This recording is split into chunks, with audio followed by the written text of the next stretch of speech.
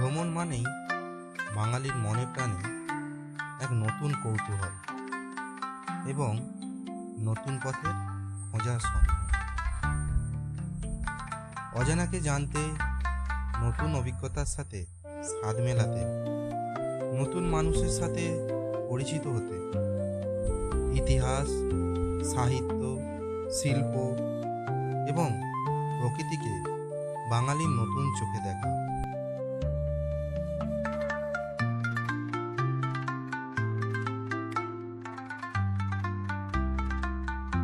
তাই আমাদের এই 5 দিন 4 রাতের ছোট্ট ভ্রমণের নতুন অধ্যায়ে তোমাদের সকলকে স্বাগত। আমি তোমাদের সকলকে নিয়ে যাব দক্ষিণ পূর্ব এশিয়ার অন্যতম দেশ ভিয়েতনাম।